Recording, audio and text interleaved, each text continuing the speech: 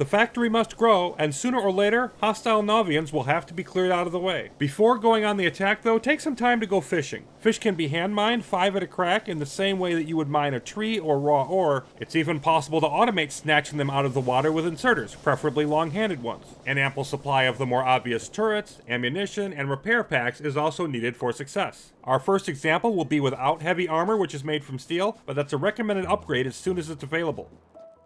First target, a small enemy cluster not far from our pollution cloud.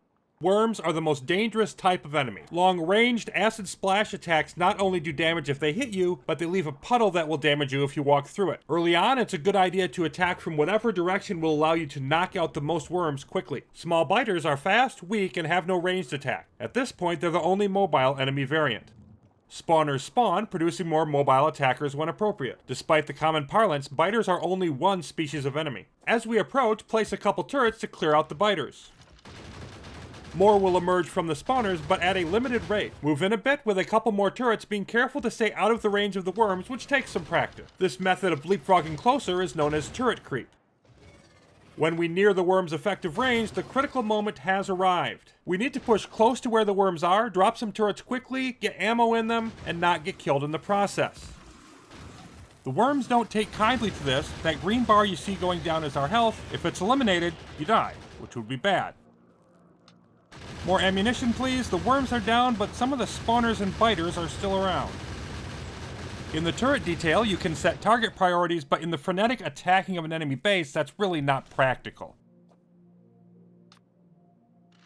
When the battle is over, take stock of casualties and clean up the mess. Repair packs can quickly deal with any damage the turrets may have sustained. Remember to gather up all the turrets you've placed for the next encounter. Turret creep isn't the only method. You can also fight on foot. It's just not advisable. As soon as you start shooting with a personal weapon, you slow down a lot. The shotgun tends to be underwhelming. I do have the heavy armor upgrade here, otherwise I'd be taking even more damage, and this would be an even worse idea than it already is.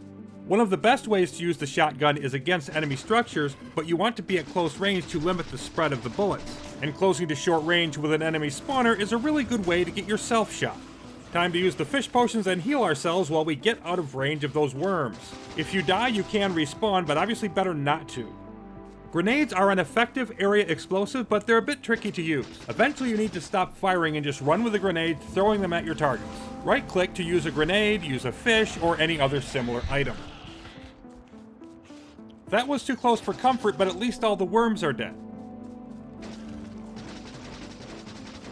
Remember that friendly fire isn't. It's very easy to damage yourself in the blast radius of the grenade. If you are careful and cautious, this sort of "I'm a commando, not an engineer" approach can work, but turrets just do the job much better. After turrets, the next step is to get a car. The car has slots for fuel and ammunition, but you can also store a lot of whatever else you want to haul around. They require 8 engine units to build, which is a bit tricky because you can't craft engine units by hand, but there's no need for another car, so you can just put up a temporary assembler to get the engine unit. Controls are enter to get in or out, W to go forward, S turns backwards, A turns left, and D turns right. Accelerating while going backwards or vice versa will just stop the car. To start going in the other direction, you have to press it again. Practice is needed to become a proficient driver, but it's worth it. Aside from getting around more quickly, they add firepower, and this is where grenades really start to shine in my opinion. Driving around enemy bases in circles while constantly firing the guns and lobbing grenades is a very effective tactic. Unlike our pedestrian combat attempts, we can throw the grenades and still keep moving at maximum speed. Take caution to avoid any trees or especially rocks nearby. You'll take some damage from them, but worse, the car will stop in the collision and you'll simply be a sitting duck. Please smack the like button, make sure you're subscribed, and comment below with your opinion on this guide.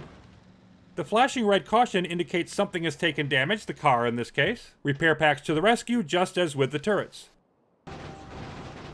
Unfortunately, the terrain won't always cooperate with the drive around them in circles plan. In this case, there's a forest on multiple sides, limited room to maneuver. You can still improvise, go in loops, double back, and try to make it work. But against enemy spawners in a line like this, you might be better off just starting on one end with turret creep and gradually pushing your way over. By turret or by car though, we should be able to deal with any enemy base we're going to encounter in the early game. That means it's time to turn the page, look ahead to the mid-game, and our next controversial topic, the main bus.